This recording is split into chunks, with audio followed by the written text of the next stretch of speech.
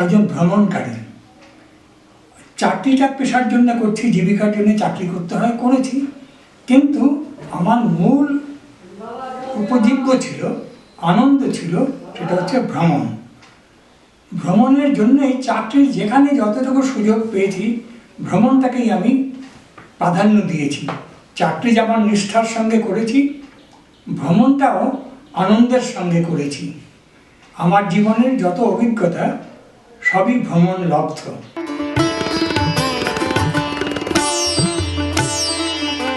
পায়ের তলা সর্ষে ছিল কিংবা মটর দানা ছিল আমি জানি না, কিন্তু পায়ের তলায় একটা ঘোড়ার পা ছিল এটা আমি জানি। আমার পা দুটো আসলে ঘোড়ার চারটে পা। ছোটোবেলা থেকে, শিশুকাল থেকে গ্রামের মানুষ, অতি গণ্ডক গ্রামের মানুষ, হাঁটাটাই ছিল আমার কাছে প্রধান ব্যাপার। যেখানে কোনো গাড়ি ঘোড়া, কোনো রকম যানবাহন ছিল না। এই দুটি পাই হচ্ছে যাওয়ার বাহন, আর বাহন ছিল নৌকা। কখনো কখনো বাড়ির মহিলারা পালকি ছিল, পালকিতে যেতেন। এই অবস্থার মানুষ আমি। ছেলেরা 5, 10, 15, 20 কিলোমিটার হাঁটা, তৎকালীন কিলোমিটার নয়, তৎকালীন মাইল, 20 মাইল হাঁটা কোনো ব্যাপারই নয়। আমরা যেতাম কোথায়? কোনো আত্মীয় বাড়ি। আত্মীয়র বাড়ি আমাদের, সেটা হতো 15-20 মাইলের মধ্যে। তার বাইরে আমাদের বহু দূরে কারো আত্মীয় সাধারণত হতো না। আত্মীয়তা হয়, আত্মীয়তার জালটা মামাতো, পিসতুতো, দাদাতো, খুড়তুতো, জ্যাঠতুতো, এই যে দাদা, দিদি, মাসি, পিসি, পিসতুতো ভাই, এই আত্মীয়তার জাল সেটা ছিল বিশাল বিস্তৃত। এবং বিবাহ এসব কাজকর্ম যা কিছু হতো মূলত দূর সম্পর্কের আত্মীয়দের আত্মীয়ের সঙ্গে।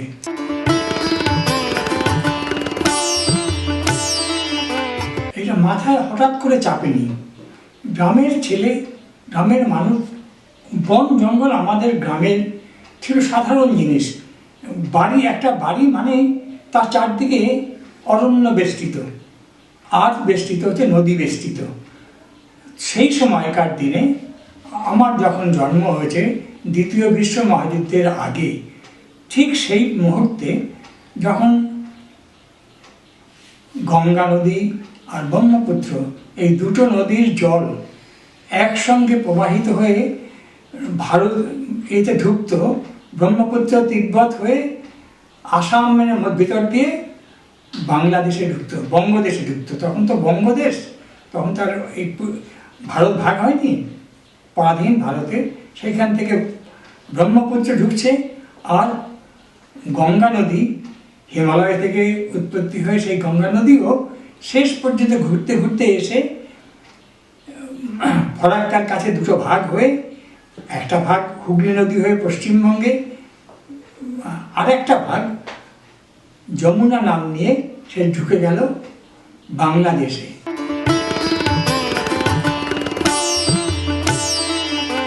চাকরি থেকে রিটায়ারমেন্টের পরে একটা সাময়িক ভ্যাকুম তৈরি হয় জীবনে। চাকরির ভ্যাকুমটা আমার মধ্যে ভ্যাকুম সৃষ্টি হয়নি। তার কারণ আমার একটা ভ্রমণ গ্রুপ ছিল। সেই ভ্রমণ গ্রুপের ছিল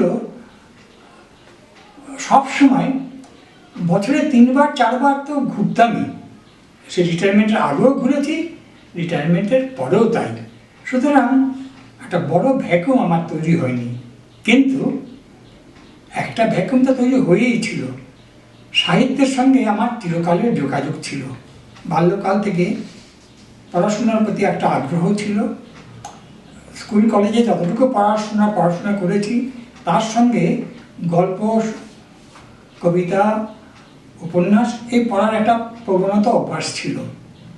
সেই অভ্যাসের পাশে সাহিত্যের সঙ্গে যোগাযোগ। তৎকালীন সময় চিঠি লেখা ছিল একটা মস্ত বড় জিনিস। বড় বড় চিঠি লিখতাম। বাবা মাকে তো বড় চিঠি লেখা যেত না, বাইরে চাকরি করতাম। চিঠি লিখতাম দিদিদের, চিঠি লিখতাম তৎকালীন যারা বড় ভাগনা ভাগ্নি ছিল তাদের কাছে। ভ্রমণ বৃত্তান্ত সম্বন্ধে অনেক কথা লিখতাম। যখন বিবাহিত দিদিদের কাছে যেতাম, বিবাহিত দিদিরা অবাক হয়ে সেই গল্প শুনত, আর আমিও মনের আনন্দে সেই গল্পগুলো ভুলে যেতাম। তখন চাকরির প্রথম জীবন, স্বভাবতই চাকরির প্রথম জীবনে আর্থিক অসুবিধা থেকেই থাকে। এই অসুবিধার জন্যে আমার ভ্রমণ ছিল অধিক ভ্রমণে ছিল পদব্রজে ভ্রমণ। যত কম খরচে সম্ভব তত কম খরচে ভ্রমণটাই ছিল আমার নেশা, ভালোবাসা। এই ভ্রমণের সূত্রে আমি দেখেছি ভারতবর্ষকে আমার মানুষের সঙ্গে মেলামেশার একটা প্রবণতা শিশুকাল থেকে ছিল। লোকের ভালোবাসাও পেতাম, অগাধ ভালোবাসা, লোকেরা ভালোবাসা দিয়েছে, লোককে ভালোবেসেছি। একলা পথে চলতে ভালো লাগতো, একলা একলা চলেছি। চলতে চলতে যার সঙ্গে পরিচয় হয়েছে, কেউ বাড়িতে ডেকে নিয়েছে, আসুন আমার কাছে থাকবেন, রাতটা এখানেই কাটিয়ে যাবেন। যে ডেকেছে কোনোদিন কারো কাছ থেকে অস্বীকার করেনি, সেইখানেই আতিথ্য গ্রহণ করেছি, সেইখানেই অন্ন গ্রহণ করেছি। ভারতের সমস্ত মা বোনের কাছে আমি কৃতজ্ঞ। কত শত মা বোন যে আমাকে খাইয়েছেন, তারা রাত্রিবেলা থাকার আশ্রয় দিয়েছেন, অন্ন দান করেছেন। আমি বলে স্বীকার করতে পারবো না। ভারতবর্ষ সত্যি এক অপূর্ব দেশ। এইখানে মা বোনেরা চারদিকে ছড়িয়ে আছে। রবীন্দ্রনাথ যে বলেছে, কত তার অভিজ্ঞতা, দেশে দেশে মোর আত্মীয় আছে, আমি লব তাহাদের চিনিয়া। এই সত্যি সত্যি দেশের মধ্যে আমার মা বোন আত্মীয় সব ছড়িয়ে আছে।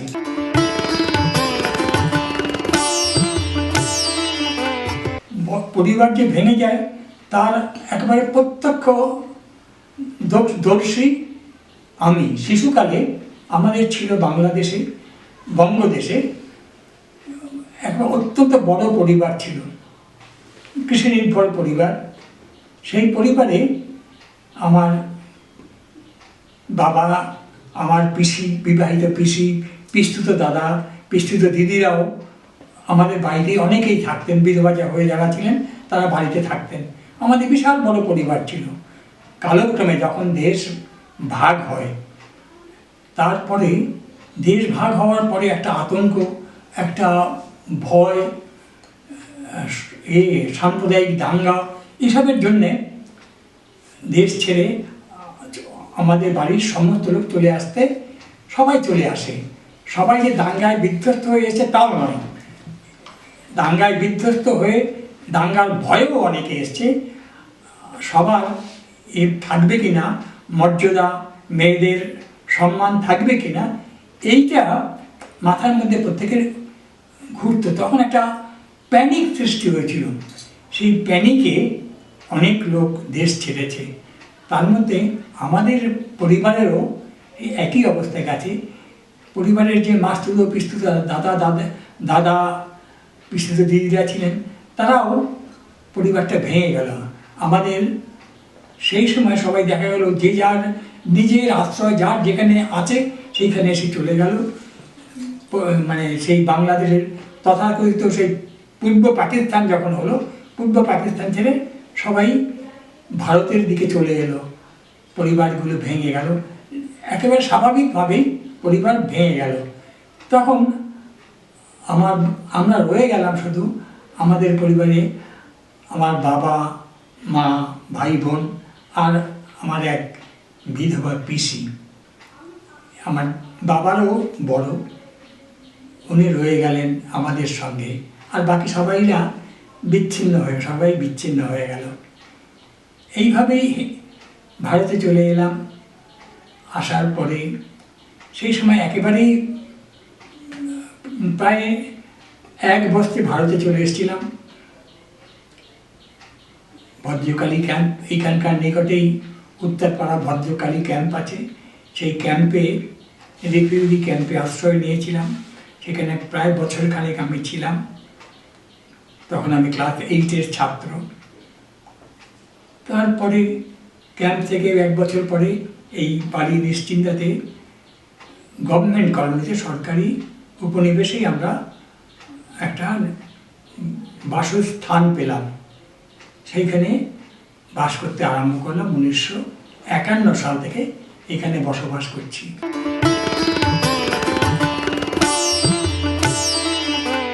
এইখানে যখন আসি লেখাপড়া আমাদের মতন সেই যেই অবস্থার মধ্যে ভারতে আমি চলে এসেছিলাম, তখন আমার পড়াশোনা হওয়ার কথা নয়, এমন দারিদ্র্যের মধ্যে অভাবের মধ্যে পড়েছিলাম। কিন্তু যেহেতু বাড়ির পরিবেশটা ছিল, বাবা মা তারা সবাই বিদ্যোৎসাহী, তাদের উৎসাহে, বিশেষ করে আমার মায়ের উদ্দীপনা উৎসাহ আমাকে কখনো ভেঙে পড়তে দেয়নি।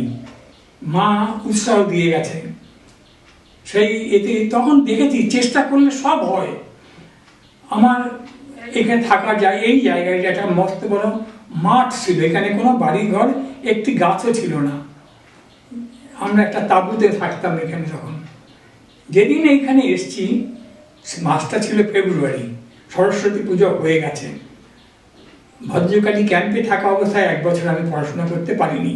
সেই সময় আমি ক্যাম্পের মধ্যে সবাই দুর্বিষহ অবস্থায় ছিল। সেই সময়ে একটা মস্ত বড় লাভ হয়েছিল আমার। সেটা হয়েছে, আমি যখন ওই ক্যাম্পের মধ্যে বসে রামায়ণ এবং মহাভারত এই দুখানা বই আমি পড়তাম, আর বহু মানুষ আমাকে ঘিরে ধরে, চারদিক থেকে ঘিরে ধরতো আর বলতো, তুমি পড়ো, আমরা শুনছি। সমস্ত মা, দিদিমা, কাকিমা, জেঠিমা, পরিচিত নয় সবাই, অনেকে পরিচিত, অপরিচিত এই সব বেশিরভাগ লোক, সবাই ঘিরে ধরতো। আমি যতটুকু পারতাম ওই পড়তাম সেই কাশিরাম দাসের মহাভারত আর কৃত্তিবাস ওঝার রামায়ণ। এই একটি বছর ধরে আমি এই দুটি কাব্য সবাইকে নিজে পড়েছি, তাদের পড়ে শোনাতাম। ওই একদিন 20 পাতা, 25 পাতা, 30 পাতা করে পড়তাম। এই পড়ার সুবাদে কাব্যের সঙ্গে একটা আমার গভীর নিবিড় যোগাযোগ সৃষ্টি হয়েছে। বিশেষ করে অন্তমী কবিতা যেটা আছে, পয়ার ছন্দ যেটা আছে, এই পয়ার ছন্দের প্রতি আমার একটা আকর্ষণ তৈরি হয়ে গেছিল। সাহিত্যের প্রতি আকর্ষণ তো এমনি আসে না, এইভাবেই আসে।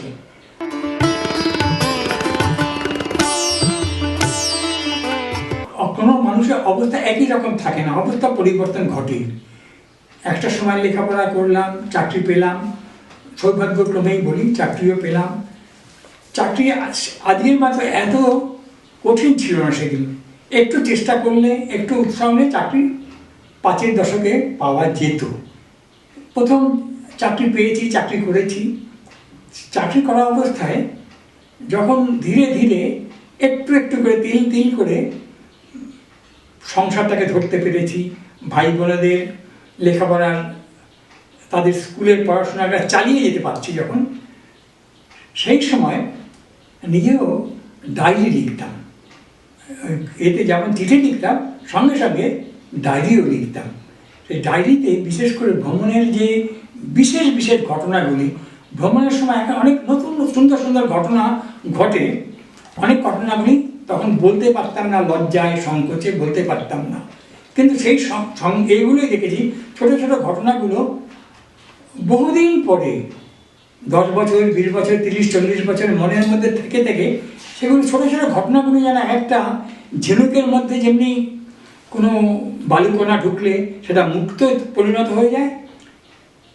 130 বছর আগে, 40 বছর আগে যেসব সুন্দর সুন্দর ঘটনাগুলি জীবনে চলার ক্ষেত্রে ঘটেছে, 40 বছর পরে দেখি সেগুলো যেন মনের মধ্যে থেকে থেকে এক একটা মণিমুক্তায় তৈরি হয়ে গেছে। তখন মনে হতো আমার তো মনের মধ্যে, আমার মনের যে অন্তরের অন্তঃস্থলে যে সিন্ধুকটি রয়েছে, তার মধ্যে অনেক মণিমুক্তা সঞ্চিত হয়ে আছে।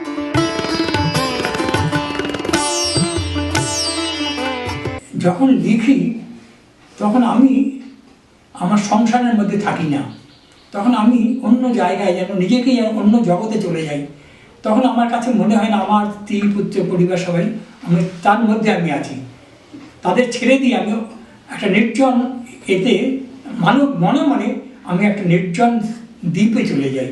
সেইখান থেকে আমি দেখি, সেইখানে জীবনে চলার পথে যাদের দেখেছি, সেইখানে এমন সব চরিত্রের সঙ্গে আমার পরিচয় যে তাদের খণ্ড খণ্ড জীবনকে নিয়ে যখন আমি লিখছি, বলছি, সেই খণ্ড ছোট্ট চরিত্রটা তখন অনেক মহান হয়ে গেছে।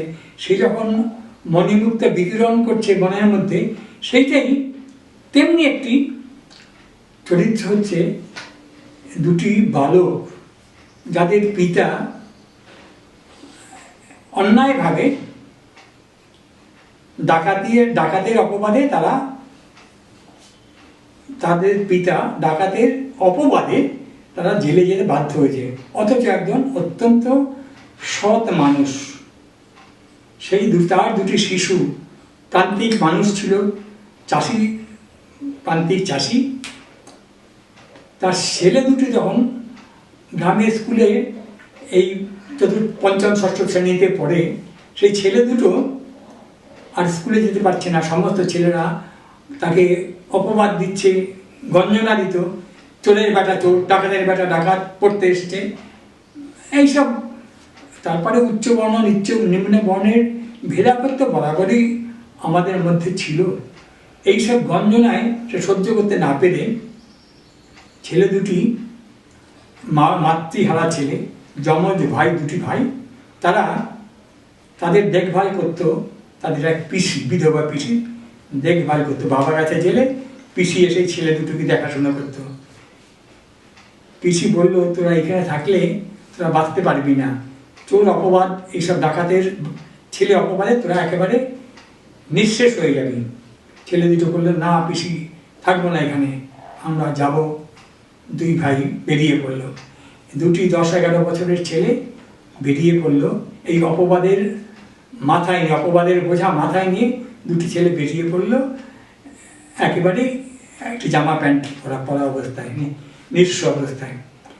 পিসি শুধু বলে দিয়েছিল, বাবারও বক্তব্য ছিল জেলে যাওয়ার সময়, যে দেখ, কোনোদিন কারো কাছে ভিক্ষা চাইবি না, বিনা মেহনতে কিছু খাবি না, সবসময় পরিশ্রম করবি, কোনো দান, অশ্রদ্ধার কোনো দান নেবি না, বিনা মেহনতে খাবি না। এই হলো তাদের মূল মন্ত্র নিয়ে তারা বেরিয়ে গেছে। বেরিয়ে চলতে চলতে, বাড়ি থেকে বেরিয়ে 10-12 দিন হাঁটতে হাঁটতে তারা একদিন একটা পুরো বাড়িতে, একটা বিশাল বড় একটা জঙ্গলের মধ্যে, একবার পুরো বাড়ি, তার একটা বাড়ি, একটা বড় দিঘি আছে, সেই তার সামনে এসে সব খালি এই জায়গা দেখে দুটি বালক স্নান করতে নেমেছে একটা ঘাটলাতে। পুকুরটাও পানাতে মজে আছে। দুটো বাঁশ দিয়ে এমনি কোনাকুনি করে কোনো ক্রমে খানিকটা জল পরিষ্কার আছে, বাকি সবই পানায় ভরে আছে। সেইখানে দুটি বাচ্চা ছেলে তারা জামা প্যান্ট খুলে চান করতে নেমেছে, জলের মধ্যে মনের আনন্দে চান করছে। সেই সময় ওই যে পুরো বাড়ির মালিক, এক বৃদ্ধ জমিদার, যার জমিদারি চলে গেছে, সবই গেছে, আছে শুধু এই বসত বাটি, বিশাল বড় বসত বাটিটি জঙ্গলময় হয়ে আছে 34 বছর ধরে। সে জাগ দিয়ে বলছে, কে তোরা এইখানে? এই বাড়িতে ভূত প্রেত ঢোকে না। সেইখানে দুটি বালক চান করছে। বালক দুটি বলল, দাদু তুমি একটু মুখ ঘুরিয়ে দাঁড়াও, আমরা উঠে বলছি। মুখ ঘুরিয়ে দাঁড়াতে তারা উঠে জামা প্যান্টটি পরে তখন বলছে, বলো দাদু, আমরা বর্ধমানের বাঁকা নদীর ধার থেকে আমরা এসছি। দাদু বলছে, ঠিক আছে, তোমাদের কাছে কিছু নেই, তোমাদের আমি কাপড় চোপড় দিচ্ছি আর খাবারও দিচ্ছি, তোমরা খেয়ে নাও। ছেলে দুটো বলছে, না দাদু, এ তো সম্ভব নয়, তুমি কাজ দাও, বিনিময়ে খাদ্য দাও, বস্ত্র দাও, সব নেব।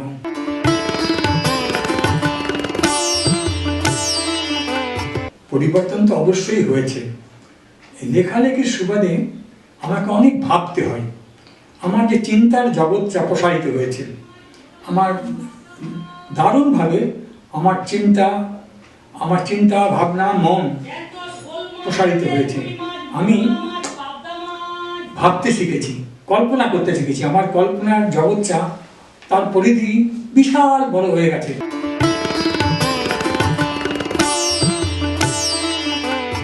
কতগুলি জিনিস আছে পৃথিবীতে যেগুলো সবসময় শাশ্বত।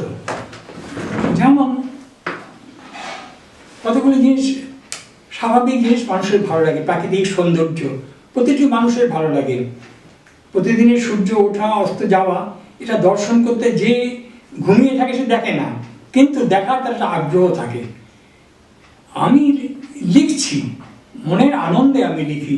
আমি তো পেশাদার লেখক নই, আর লেখার প্রতি কোনো আমার এও নেই যে আমি এই দিয়ে উপার্জন করবো। আমি আনন্দের জন্য লিখি, যা ভালোবাসি, যা ভালো ভাবনা আমার চিন্তা আছে, মানুষকে আমি ভালোবাসি।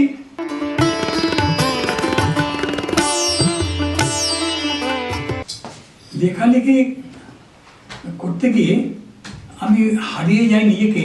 তখন আমি দেখি আমার এক একটা অনুভূতি প্রকাশ করতে এক এক সময় প্রচুর পরিমাণে চোখের জল পড়ে। সেই চরিত্রের সঙ্গে আমি মিলে গেছি একেবারে। আমার সেই দুটি বালক, অগ্নিমন্থনের মধ্যে দুটি বালক আছে, তাদের সুখ দুঃখে অভাবের কথা, বাবা মায়ের কথা যখন তারা ভাবে, সেই ভাবতে ভাবতে তারা যখন বিভোর হয়ে আছে, আমিও বিভোর হয়ে যাই।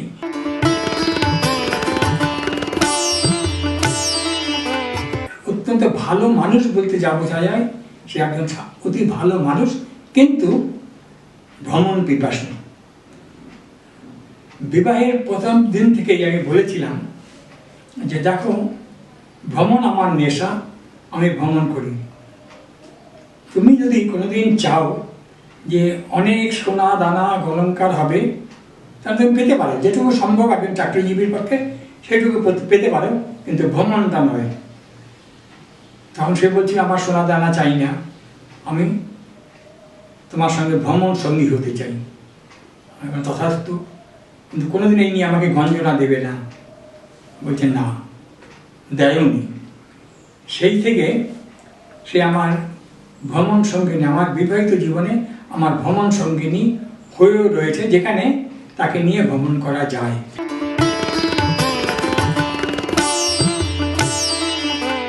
নমস্কার।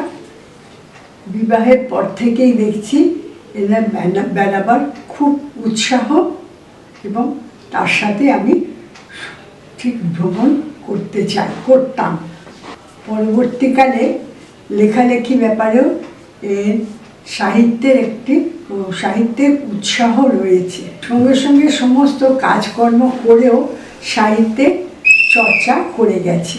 যে বইগুলো লিখেছে সেগুলো পাঠকের কাছে খুবই জনপ্রিয়। যেহেতু ডায়েরিতে তার লেখির উৎসাহ আছে, এটা চিরকালই চালিয়ে গেছে। এখনও এই বয়সে সাহিত্য নিয়ে বিভিন্ন জায়গায় অনুষ্ঠান করে, এটা আমার খুব ভালো লাগে।